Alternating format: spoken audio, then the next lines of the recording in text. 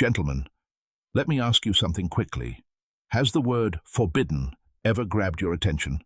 Maybe it's the excitement, maybe it's the element of surprise, or perhaps it's the idea of respectfully crossing a boundary within a mutually agreed space. If you've ever questioned whether slightly edgier approaches can actually deepen intimacy rather than damage it, then this video is for you. I'm Dr. Narita, a urologist focused on men's health and intimacy. For the past 12 years, I've worked with couples to understand what works, what's safe, and what truly builds trust in the bedroom. Today, I'm going to walk you through 3 techniques that were once considered taboo, but when practiced with clear consent, care, and proper aftercare, can activate parts of the nervous system that everyday life rarely touches, leading her to crave you more and feel deeply understood. Before we start, 2 quick things. Hit like, subscribe if you're new, and let me know in the comments where you're watching from. I read those, and they remind me this is a worldwide conversation about real relationships. Ready?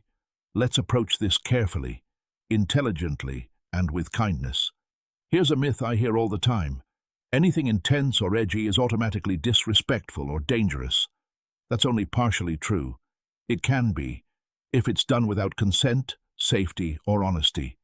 But clinically, the reality is different.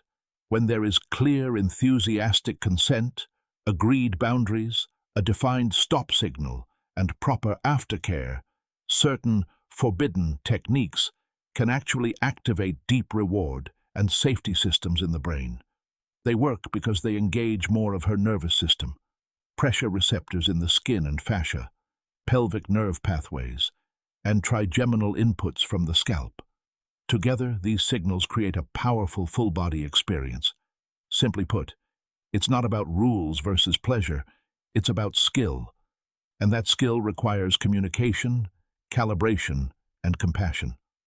For over a decade, I've sat with couples, often during their most vulnerable moments, guiding them through these conversations and practices safely.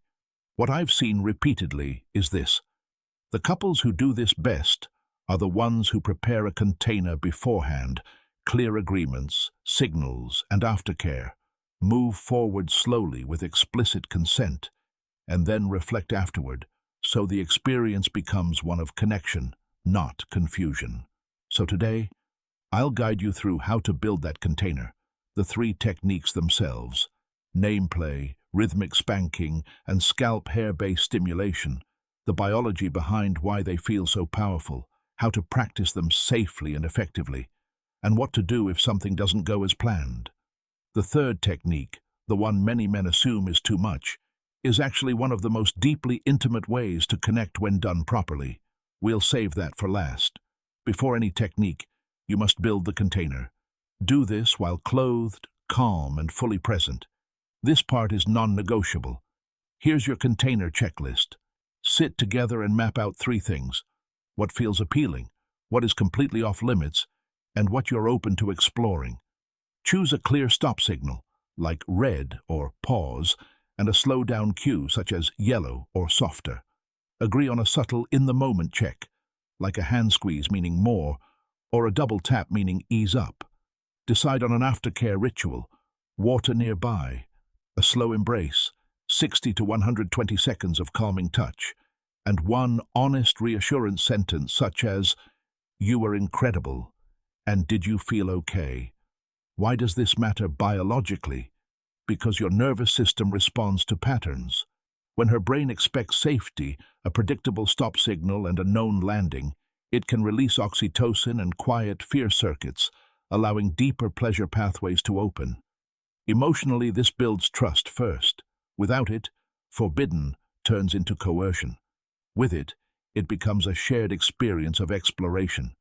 Practically, take 3 to 5 minutes to do this before you even kiss.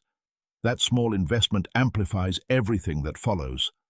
Technique number 1, name play. Consensual, elevated, intentional dirty talk. What if words became permission instead of pressure? What it is. Name play is a pre-agreed, curated style of erotic language. It's not about insults or coercion, but about spoken permission, admiration, and desire using words she enjoys hearing. Biologically, speaking near the ear activates trigeminal and facial nerve inputs, along with auditory reward systems. When combined with touch, the brain begins associating specific words with physical sensations of pleasure. Dopamine increases when language aligns with sensation. That's why well-timed words can feel almost intoxicating. Emotionally, many women spend years being composed or in control.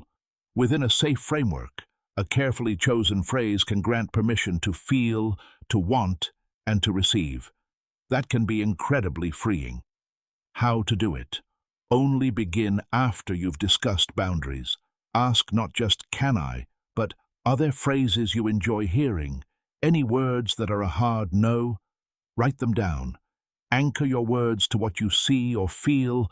"That arch when I kiss your neck, stay like that." Or, "Your lips here feel incredible." Keep it observational and appreciative. Match your tone and breath. Low, warm, close to her ear, following her exhale. Keep the focus on her desire and your admiration of it. Avoid degrading language unless it has been clearly requested and agreed upon beforehand. Mistakes to avoid. Improvising without consent. Using language that shames, or poorly timed phrases. If she flinches or becomes quiet, pause and check in. For aftercare, end with soft praise and a reassuring gesture tied to your agreed ritual. Technique number 2, rhythmic spanking, controlled and consensual. It may sound intimidating, but when done correctly, it's about rhythm, not pain. What it is, a measured rhythmic application of palm pressure to the upper outer area of the buttocks, the fleshy part, used in coordination with breath, touch, and, if agreed, steady penetration or external stimulation. Biology. The buttocks are rich in sensory input and connected to pelvic organs through nerve pathways like the pudendal nerve. Applying controlled pressure and release, press, then let go, activates deep mechanoreceptors that can echo into the pelvis, increasing arousal and pelvic floor engagement.